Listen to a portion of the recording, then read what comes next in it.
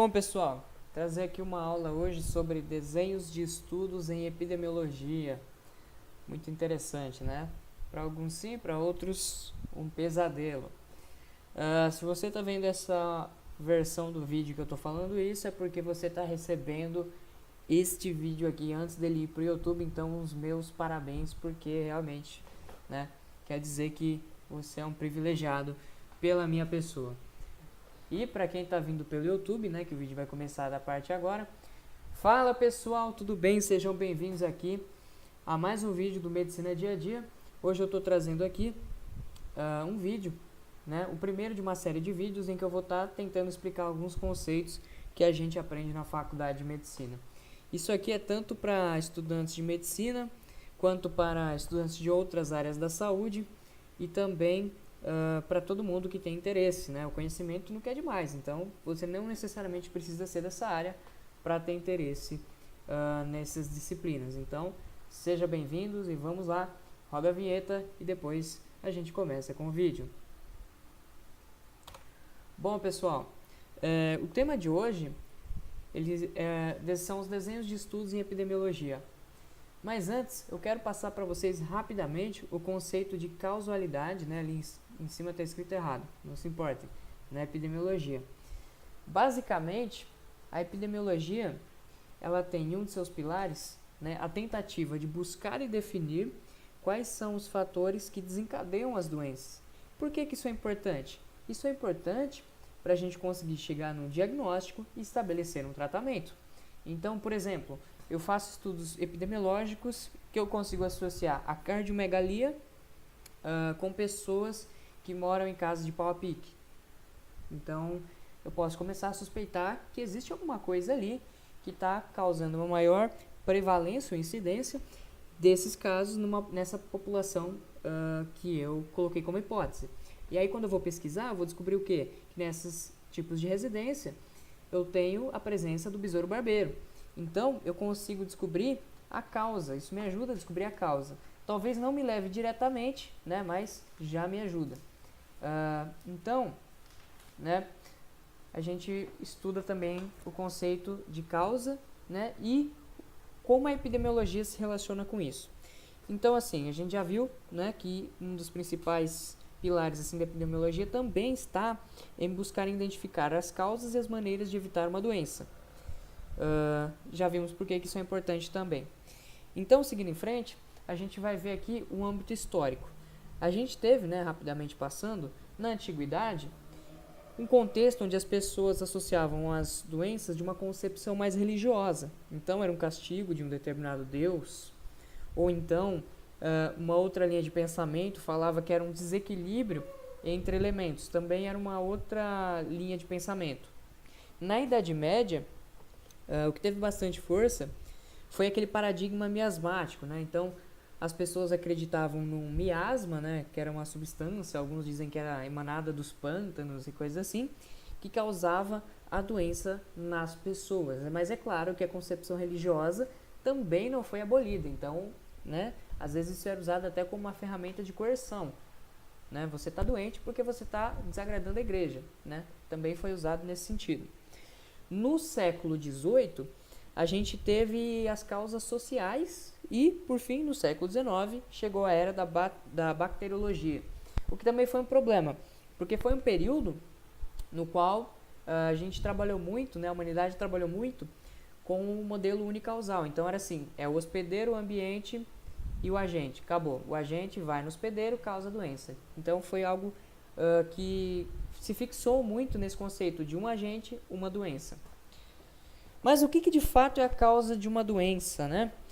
A gente pode definir como o evento, condição, a característica ou a combinação desses fatores que vão desempenhar um papel muito importante no desenvolvimento de uma doença ou de qualquer outro agravo em saúde. As causas, elas também são classificadas.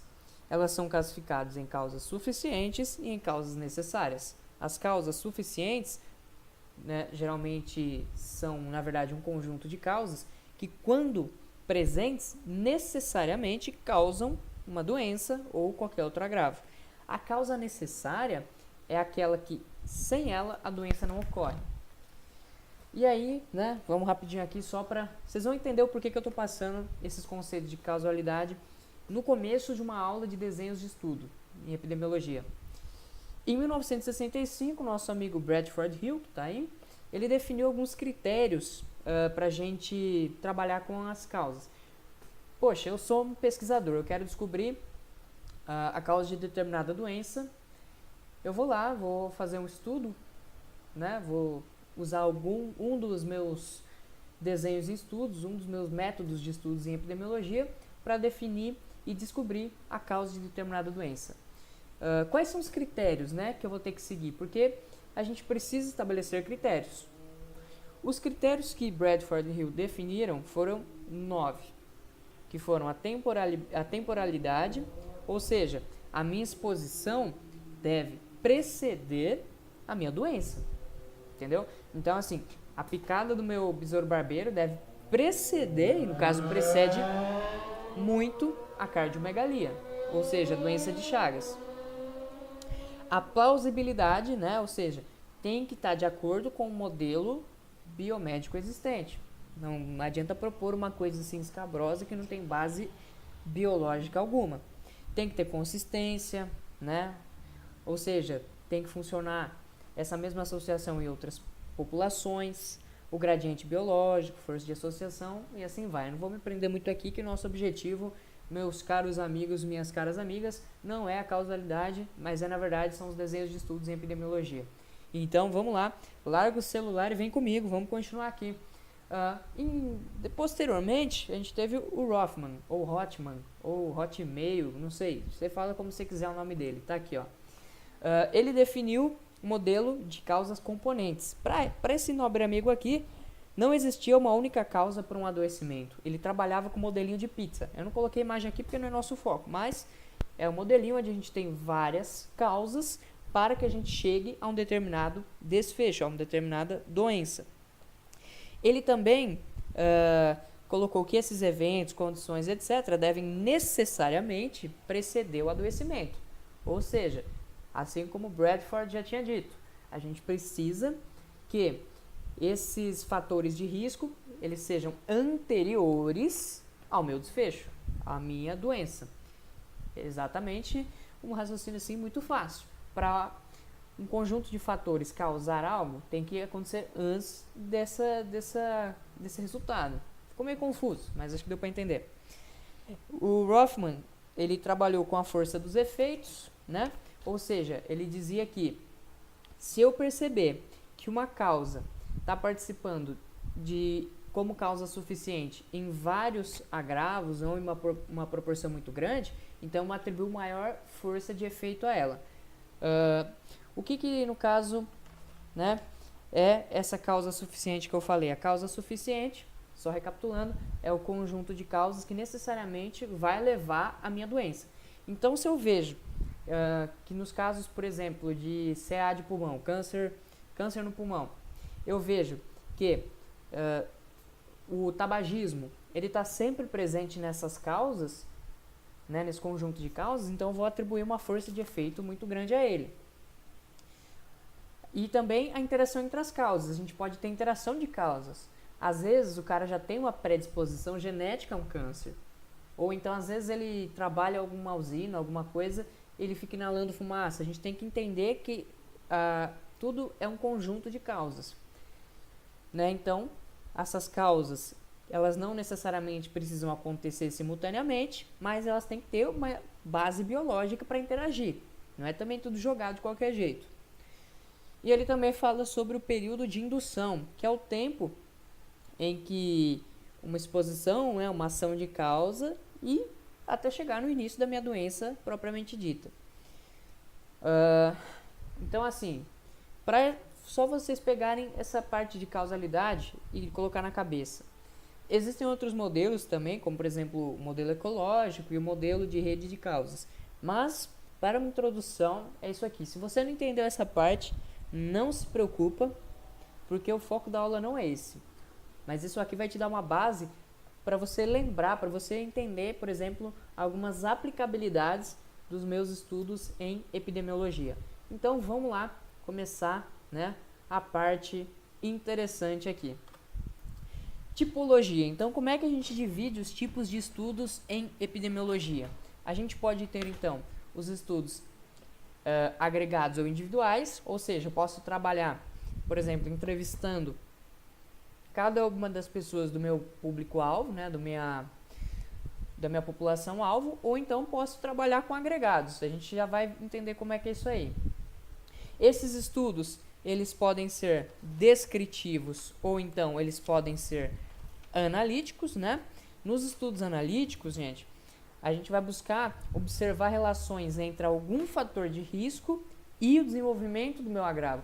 No descritivo, geralmente não. Geralmente eu vou olhar e vou falar, olha, eu tenho uma população de X pessoas, tantos por cento tem essa doença, nessa outra população são tantos por cento e assim vai. No analítico eu vou tentar estabelecer uma relação, né, de efeito, uma relação, de exposição e uma relação, né, disso com a causa, com a doença. Então é como se eu falasse, poxa, será que isso aqui é um fator de risco para essa doença? Já é mais para o lado analítico. O descritivo já não. O descritivo ele vai buscar mais expor os dados mesmo, sem ficar fazendo essas associações. Então vamos lá. Dentre os analíticos, a gente também tem uma subdivisão. São os observacionais e os experimentais. A grande diferença, note isso, meu jovem padawan, minha jovem padawan, é o seguinte: nos observacionais, eu não vou ter a intervenção do meu pesquisador no processo de pesquisa. Eu vou deixar a coisa rolar naturalmente. O famoso deixa acontecer naturalmente. Eu não vou dar remédio para ninguém, eu não vou seguir nenhuma terapêutica com ninguém. Eu vou observar, o nome é bem sugestivo. Já nos experimentais, eu vou ter a intervenção, né, do meu pesquisador. Então, ele vai testar alguma terapia, ou ele vai ver, né, a eficácia de alguma intervenção. Mas, né, basicamente é isso, gente. Se você conseguiu pegar o conceito, beleza, vamos em frente. Os estudos analíticos, eles testam hipóteses, ou seja, será que tal hábito, será que isso aqui é um fator de risco para essa doença? Não sei, vamos descobrir. Como é que a gente vai descobrir? Através desses estudos analíticos. Ele geralmente compara resultados, né? Então ele pega geralmente populações separadas. Ele vai pegar uma população exposta, uma não exposta. A gente vai ver como é que isso funciona muito bem quando a gente entrar daqui a pouquinho na prática. A gente também busca estabelecer essas relações entre exposição e ver se essa exposição é ou não uma causa. Então, coloquei essa imagenzinha bem simples. A gente parte de uma exposição para buscar um desfecho, né? Ou então, a gente pode partir do desfecho, como a gente vai ver, para buscar a exposição, como, por exemplo, no estudo de caso controle. Mas o foco é esse, é sempre buscando estabelecer uma relação entre alguma exposição e algum desfecho. Gente, a tabelinha 2x2, isso aqui você vai usar agora. Você vai usar depois para estudar valores preditivos, vai usar para um monte de coisas. Se você entender essa sua amiguinha aqui, é sucesso, gente. Essa tabela de contingência, ou a tabelinha 2x2, ela trabalha da seguinte forma. Eu coloco os meus expostos aqui numa linha e os doentes em uma coluna. Não doentes na segunda coluna e os não expostos aqui na segunda linha. Então, assim, eu posso ter pessoas que são doentes e estão expostas. Vamos supor, então, assim, que eu vou fazer um estudo de cohort, que a gente vai ver o que é depois. Eu quero avaliar, inclusive esse é um estudo real, um dos mais longos, assim, da história. Eu quero avaliar a população que estava perto de Chernobyl, o que foram dessas pessoas, né? Será que elas desenvolveram alguma doença relacionada a essa exposição à radiação? Então eu vou pegar aqui pessoas que depois de muitos anos ficaram doentes e estavam expostas. Eu vou, depois de muitos anos do ocorrido, ver as pessoas aqui que não estão doentes, mas foram expostas. E eu vou pegar aqui pessoas que se tornaram doentes, mas não foram expostas, e pessoas que não estavam nem doentes e nem expostas. Então, é o cara que morava bem longe, por exemplo. Então, assim, já partindo dessa tabelinha, a gente pode ver que a gente vai precisar definir qual o desfecho e qual o fator de risco que a gente quer avaliar. Dá para a gente ter um foco no nosso estudo. Então, eu vou pegar uma determinada população e vou ver, para este fator de risco, ela esteve exposta ou não? Ah, esteve? Ou então não esteve? Beleza. Mas depois de X tempo, essa população veio a desenvolver esse meu desfecho de interesse? O cara que fumava muito, ele veio a desenvolver um câncer? Não sei, né? Por isso que a gente faz esse estudo, para a gente ver se realmente existe uma relação ou não. Então, vamos começar. Vamos começar aqui com o estudo longitudinal, né? Ou seja, analítico. Longitudinal porque eu vou acompanhar uma população ao longo do tempo. E analítico porque eu vou tentar estabelecer uma relação entre o fator de risco e o meu desfecho. Então aqui eu tenho o estudo do tipo cohort. Ele é um estudo prospectivo. Ele trabalha com uma população-alvo inicialmente saudável e ele permite a gente fazer análise de incidência. Aí você fala, mas Matheus, o senhor só está lendo o que está no slide. Você não tem vergonha? Então, na verdade é que eu quero explicar isso por esse esqueminha aqui que eu montei. Então, assim, eu vou pegar a minha população que eu quero estudar, tudo bem? Então, eu quero pegar aqui uma determinada população, vou pegar as pessoas que moram em determinado bairro de São Paulo. Vamos supor que eu quero estudar a relação de pessoas que trabalham com amianto, alguma produção de amianto, alguma coisa assim. Ou melhor, um exemplo mais fácil, vamos para o famoso cigarro de novo. É porque, né, se colocar asbestose aqui, talvez o pessoal não entenda. Vamos pegar o famoso câncer de novo. Então, eu pego uma população aqui e divido ela entre pessoas que estão expostas ao tabagismo e pessoas que não estão expostas. Eu divido em dois grupos, os expostos e os não expostos. E aí, eu, né, ao longo do tempo, eu vou acompanhando esses dois grupos. Isso pode ser por 1 ano, 5, 10, 20. E lá na frente, eu vou ver quem da minha população exposta ficou doente e quem da minha população exposta não ficou doente. Quem da minha população exposta ao tabagismo desenvolveu câncer, quem da minha população exposta não desenvolveu câncer. E eu vou pegar aqui a minha população não exposta.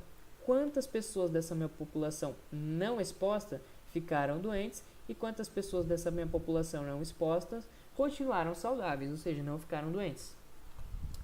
Então, no estudo de coorte, como a gente vai acompanhar ao longo do tempo, partindo, né, de pessoas saudáveis, a gente vai poder analisar o que? A incidência. Só lembrando a você, o que é incidência?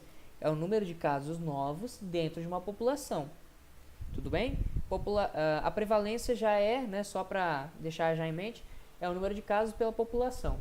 Então, já são casos existentes, não são necessariamente casos novos. A prevalência ela trabalha casos novos mais os casos já existentes. A incidência não, ela vai trabalhar com os casos novos. Isso é muito interessante porque vai permitir a gente ter uma relação de causalidade muito maior. Porque assim, se o cigarro está causando isso aí, a gente vai poder ver isso acontecendo na população através do surgimento de casos novos. Então aqui, nossa tabelinha eu coloquei aqui do lado, né, para a gente recapitular. O estudo de cohort, então, ele tem como medida de ocorrência a incidência. Então, falou em incidência, a gente já pode pensar em cohort, se a gente estiver tratando aqui de um estudo longitudinal. O que é incidência, gente? Só lembrando a formulinha, né? Isso aqui é coisa para outra aula, né? Isso aqui é uma aula até anterior a essa, mas só para a gente ter em mente. A incidência é o número de casos novos dividido pela minha população em risco. Então, aqui no caso, a incidência, por exemplo, do câncer entre os meus expostos ao tabagismo seria o A, que é o número de pessoas expostas, divididos por A mais B, que é o total de pessoas que foram expostas, né? Só que incluindo quem não ficou doente. Então, basicamente, eu vou pegar o A e dividir por A mais B. Então, eu vou ter a minha incidência entre os expostos. É a mesma coisa que eu perguntar. Da população que estava exposta, quantos ficaram doentes? Quanto por cento ficou doente? Entendeu? E as medidas de associação, né? Então, assim, medida de ocorrência é o quanto ocorre. Medida de associação é o que vai, de fato, dizer pra gente, olha, cara, esse fator que você está estudando é, sim, um fator de risco para tal doença. Ou então, não. O principal aqui, a principal medida de ocorrência é o risco relativo. O risco relativo nada mais é do que a incidência entre quem está exposto dividido pela incidência entre quem não foi exposto. Então, eu vou pegar A sobre A mais B dividido por C sobre C mais D.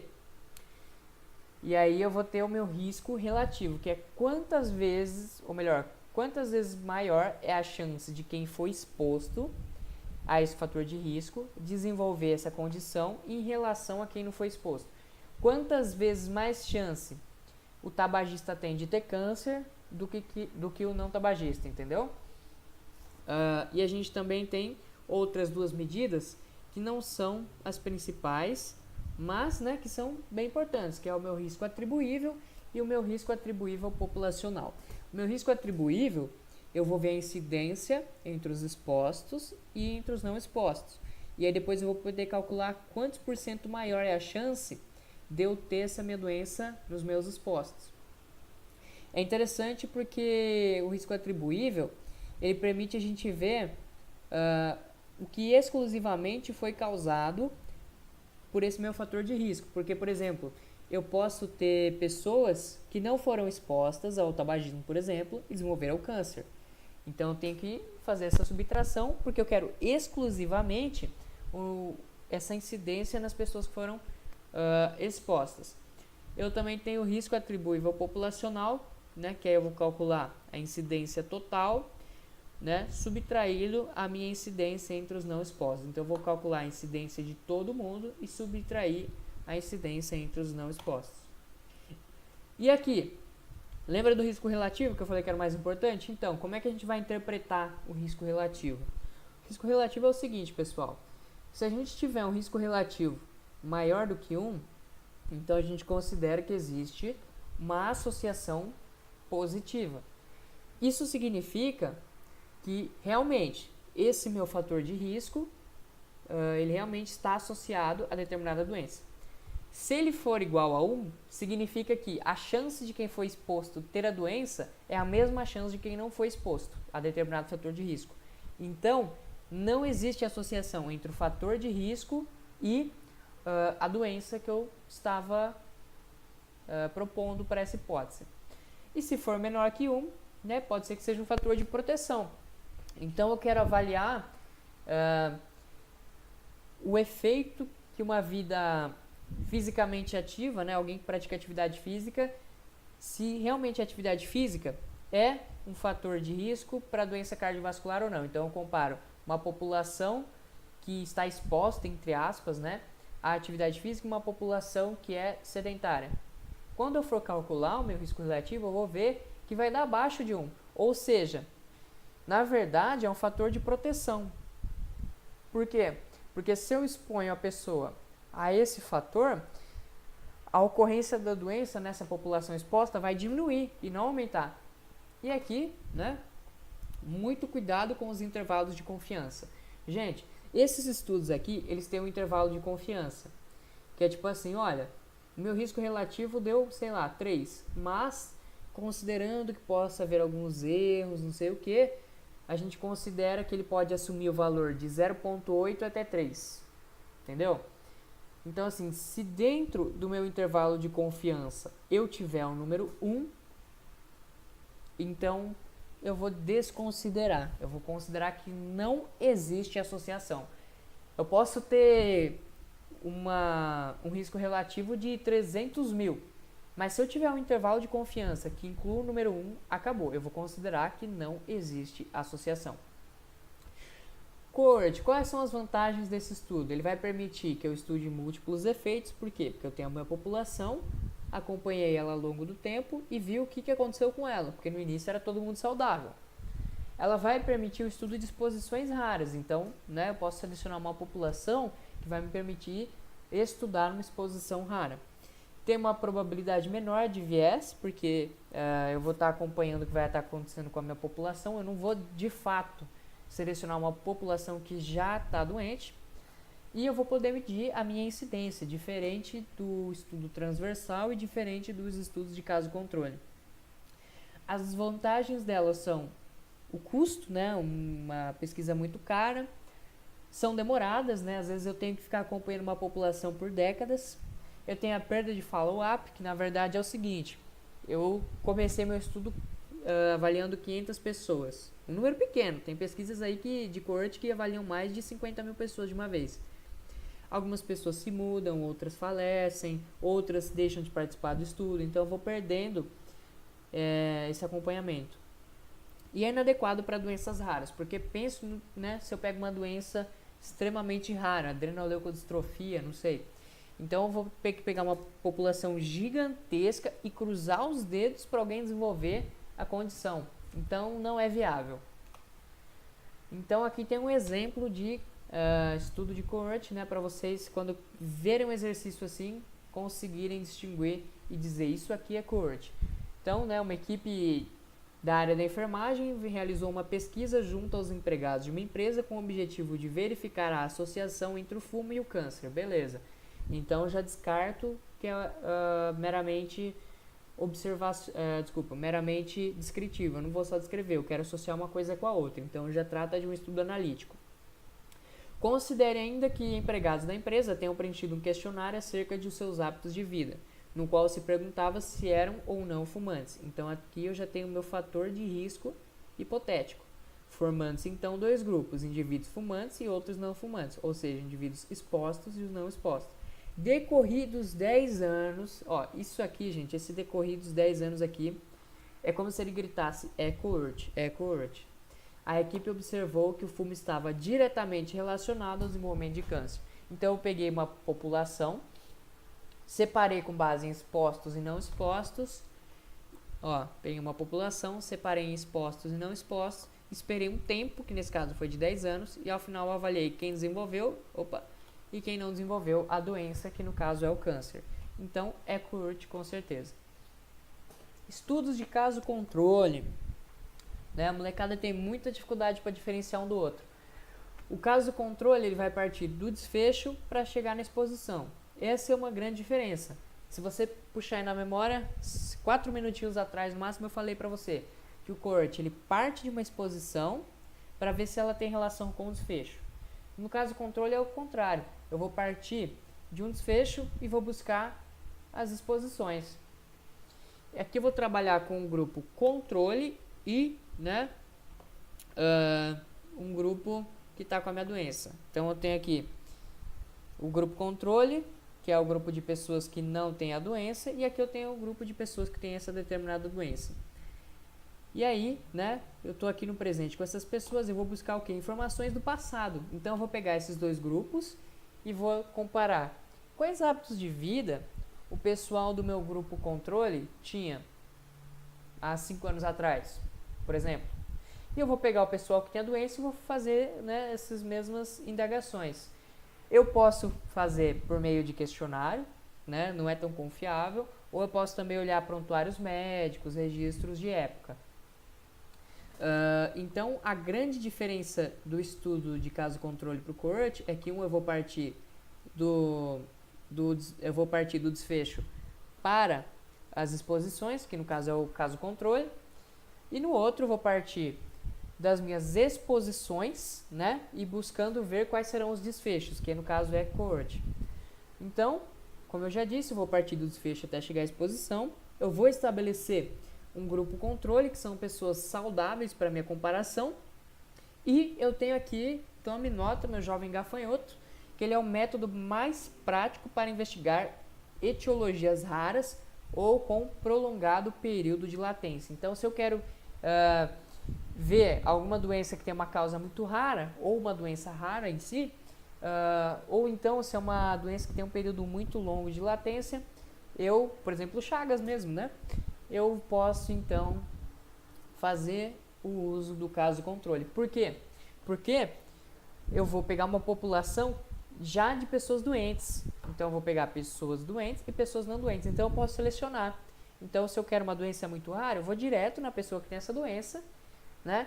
E por isso eu consigo estudar doenças raras, diferente do que acontece no coorte, onde eu preciso ficar esperando alguém desenvolver a doença. As medidas de associação e de ocorrência que a gente vai ter aqui no caso controle vai ser a prevalência, que é o número de casos totais dividido pela minha população. Então, eu não consigo ver a incidência, eu vou ver a prevalência. Por que eu não consigo ver a incidência, gente? Porque eu mesmo vou selecionar o meu grupo de pessoas doentes. Então, né, ficaria meio...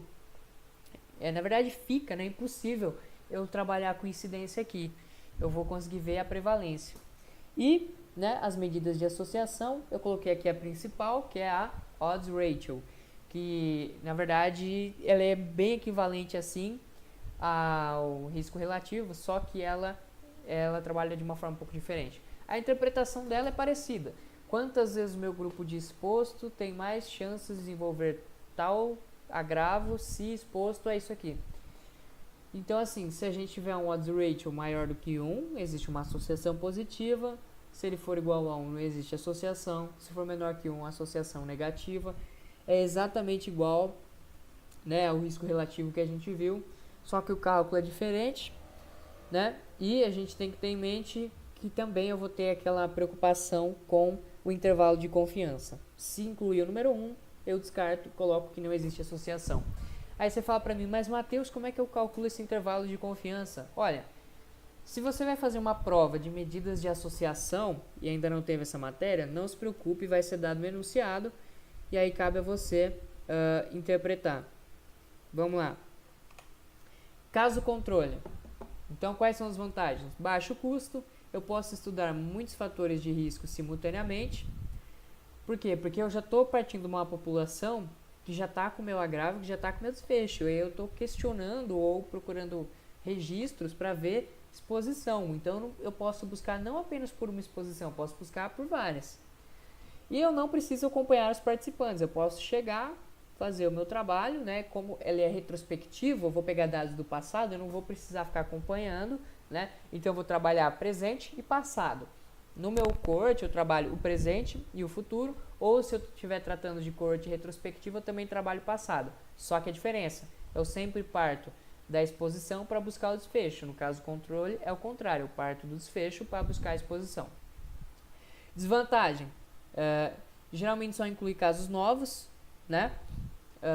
A seleção do grupo controle é difícil, porque você tem que pegar pessoas com características iguais, tem que pegar pessoas que têm a mesma idade, as mesmas características, de preferência a mesma raça, né? Porque senão você pode ter alguns fatores de erro, alguns vieses de seleção.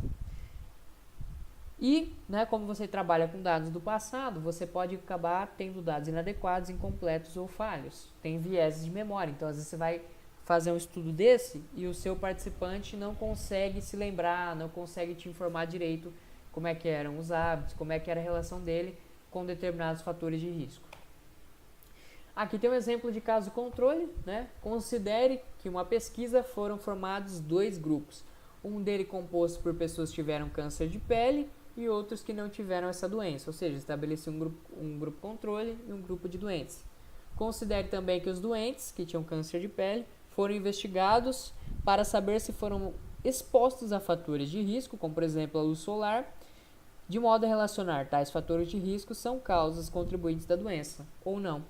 Então eu estou aqui, peguei um grupo de pessoas que têm câncer de pele e um grupo de pessoas que não têm e, né, tentei observar se no passado elas tinham muita exposição à luz solar ou não. Então eu parti do desfecho e fui buscar uma exposição lá no passado. Então é um típico caso controle. Estudos experimentais, né, ou de intervenção. Então aqui a gente sai dos observacionais e entra nos de intervenção. Esses estudos aqui são chamados de estudos de intervenção, por quê?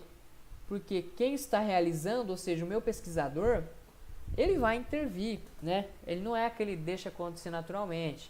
Então ele vai intervir, ele vai estabelecer ali alguma terapia, alguma intervenção qualquer que ele quer testar se é efetiva ou não. Então o pesquisador, nesse caso, ele é ativo. E por que ele é ativo? Porque ele quer testar hipóteses de causas ou, né, a eficácia de algum procedimento seja diagnóstico, seja terapêutico, seja o que for. Ele tem algumas semelhanças com o estudo de coorte, e a gente já vai ver o porquê, e ele é considerado padrão ouro para avaliar a eficácia de uma intervenção. Se eu quero avaliar, por exemplo, a eficácia de um medicamento aí que eu estou criando, eu vou fazer estudo de intervenção, eu vou fazer um estudo experimental. Como é que ele funciona? Eu vou pegar aqui a minha população-alvo e uma parte vai receber esse tratamento e a outra parte não, ou ela pode receber o placebo. E aí depois eu vou acompanhar ao longo do tempo se daqueles que receberam o tratamento, quem melhorou, quem não melhorou. E de quem não recebeu o tratamento, quem melhorou e quem não melhorou. E aí eu vou poder comparar esses dois. Então, a partir de uma exposição artificialmente induzida, por isso que é um estudo experimental, acompanhei ao longo do tempo e vi o desfecho. Por isso que ele guarda algumas semelhanças com o estudo de cohort. Aqui, outra coisa importante nele é o cegamento. Então, a gente tem dois tipos de cegamento. O cegamento é o seguinte, gente. Geralmente, quem vai receber esse tratamento ou não, eles não sabem se estão recebendo ou não. Por isso que a gente trabalha com placebo. A gente dá, de fato, por exemplo, o medicamento que a gente quer testar para um grupo e para outro a gente dá um outro composto que não tem nenhum efeito. Mas a pessoa não sabe que não tem efeito. Então, ela não sabe se ela está no grupo de pessoas expostas ou não. E existe, né, o duplo cego, onde nem o pesquisador e nem as pessoas sabem quais tratamentos, né, estão recebendo. Ele é mais confiável ainda. As vantagens do estudo de intervenção é que ele é randomizado, né, tende a balancear os fatores prognósticos, permite a coleta de informações detalhadas, porque você é o pesquisador ativo, você está fazendo experimento e acompanhando isso no presente, então você pode você mesmo colher as informações, não vai ter aqueles vieses de memória. As doses podem ser determinadas pelo pesquisador, né, e o cegamento vai reduzir distorções. E essas aqui são as principais desvantagens. Ele é demorado, ele é caro, existem questões éticas, né? Porque você vai estar intervindo na saúde de uma população. Depende da adesão dos indivíduos. Às vezes o cara vai falar para você: olha, doutor, eu não quero mais continuar com esse tratamento aqui não. E vai vazar da sua pesquisa. E isso vai influenciar depois nos cálculos, isso vai influenciar depois no resultado e na confiabilidade da sua pesquisa. Ele tem uma capacidade limitada de generalização externa. Então, por exemplo, você quer testar alguma medicação que vai mexer no sistema renina-angiotensina-aldosterona. Não se preocupe em saber o que é isso, se você não sabe. Mas existem diferenças entre uma população de uma etnia e de outra. Então, às vezes, você vai fazer isso dentro de um ambiente assim muito limitado de pesquisa, de um ambiente hospitalar, e acaba não selecionando muito bem os seus grupos e você não consegue fazer uma generalização. Isso é, o resultado que você obteve dentro do seu grupo de pesquisa não vai se aplicar a quem não participou dele, não vai se aplicar à população em geral. Tem que tomar cuidado com isso também. Estudos de intervenção, né? Quais são, nesses tipos de estudos aqui, as medidas que a gente vai usar? A gente vai usar o risco relativo, que a gente tinha em cohort. A gente vai usar o odds ratio, ou ratio, né? Se você for meio inglês assim. A gente vai usar essas outras duas medidas aqui que eu não falei para vocês ainda, mas vamos ver aqui, é a redução absoluta do risco e a redução relativa. Na verdade, gente, isso aqui são formas de comparar se realmente eu estou conseguindo reduzir o risco na minha população tratada em relação à população controle, tudo bem? Mas não se preocupe, se você tem que levar alguma coisa daqui, são essas duas primeiras medidas aqui, que é o odds ratio e o risco relativo. Aqui tem um exemplo, né, na verdade algo bem ilustrativo, né, que foi o primeiro de todos. Então o James Lind, em 1747, ele fez o primeiro ensaio clínico da história, né, que é um estudo de intervenção. Ele pegou 12 doentes que tinham escorbuto e separou em dois grupos, né? E aí ele estabeleceu um tratamento para um desses grupos e para outro não. Como é que foi esse tratamento? Foi baseado em aspectos da dieta de cada um. Então, eu pego um grupo, né? E para um grupo eu estabeleço um tratamento, para outro não. E no final eu vou ver quais foram os meus resultados. Isso é um típico estudo de intervenção. Aqui a gente já entra nos estudos transversais, ou seja, parei de falar dos longitudinais, entrei nos transversais. Essa câmerazinha aqui, gente, ela é típica, né? Toda aula que você for ver de epidemiologia, que for falar dos estudos em epidemiologia, quando for falar de estudo transversal, vai ter essa bendita câmerazinha. Porque o estudo transversal é como se eu tirasse uma foto. Por isso que ele também é chamado de seccional. Eu vou ver tudo ao mesmo tempo. Eu vou chegar na minha população e na mesma ocasião eu vou ver que fatores ela foi exposta e os desfechos. Então, por isso ele também é chamado de estudo de prevalência. Eu não vou acompanhar minha população de forma alguma. Então, ele não é nem prospectivo nem retrospectivo. Ele é ali no momento. Ele vai estudar a população em um único momento e vai verificar simultaneamente a exposição e o desfecho. Ele pode ser aplicado em doenças comuns ou de duração relativamente longa. Porque pensa, você quer estudar intoxicação alimentar, algo que geralmente ocorre em surtos, até você conseguir pegar uma seção da população e na hora ela está passando por esse agravo, vai ser difícil, porque é uma coisa que começa e acaba muito rápido. Então, geralmente você vai usar o estudo transversal para doenças que tenham duração relativamente longa. As vantagens do estudo transversal é a rapidez, ele é custo efetivo, ou seja, ele tem um baixo custo e ele pode detectar grupos de risco. E as desvantagens dele é que é difícil você estabelecer uma temporalidade. Lembra que eu falei dos critérios do Bradford Hill, nosso amigo? Então, quando eu faço um estudo transversal, é difícil para mim definir se determinado fator ele foi desencadeado por um fator de risco ou se ele é o fator de risco que desencadeou alguma coisa. Então eu fico com essa confusão na minha cabeça. E ele não é indicado para agravos raros, né? Porque até eu achar alguém em uma secção da minha população não vai ser tão fácil. As medidas que a gente usa é a prevalência e a associação é a razão de prevalência e o odds ratio. E o estudo ecológico, né? Nosso amigo estudo ecológico vai estudar populações ou grupo de pessoas. Em geral, eles vão tentar estabelecer relações entre algum agravo e aspectos sociais e ambientais. Eles podem avaliar a efetividade de intervenções e gerar hipóteses sobre as causas de alguma doença. E é importante salientar que eles geralmente são feitos com dados secundários. Então, eu não vou num bairro e vou sair aplicando o questionário para as pessoas, não. Eu vou usar dados de algum banco de dados que já está pronto. Vou pegar dados do IBGE, do DataSUS, eu vou fazer alguma coisa nesse sentido para fazer esse meu estudo ecológico. O grande problema dele é esse aqui. É a chamada falácia ecológica. Gente, se tem alguma coisa que vai cair na sua prova de epidemiologia, é a definição dessa falácia ecológica. Então vem comigo aqui e vamos entender o que é essa famosa falácia ecológica que está sempre aqui relacionada a esse tipo de estudo. Gente, a falácia ecológica é o seguinte: quando eu faço um estudo ecológico, eu não consigo estudar as pessoas individualmente. Então, qual que vai ser o grande problema disso aí? Eu vou ter os dados gerais, só que eu não vou conseguir saber individualmente. Então, vou pegar um exemplo bem ilustrativo aqui. Eu pego uma população que seja de 20 mil pessoas e eu percebo determinada prevalência de câncer de pulmão e eu vejo que nessa população tem determinado número de fumantes. Só que, como esse estudo não é individualizado, eu não consigo saber se quem desenvolveu câncer de pulmão foi aquele que fuma ou não. Então, fica difícil para estabelecer uma relação de causalidade.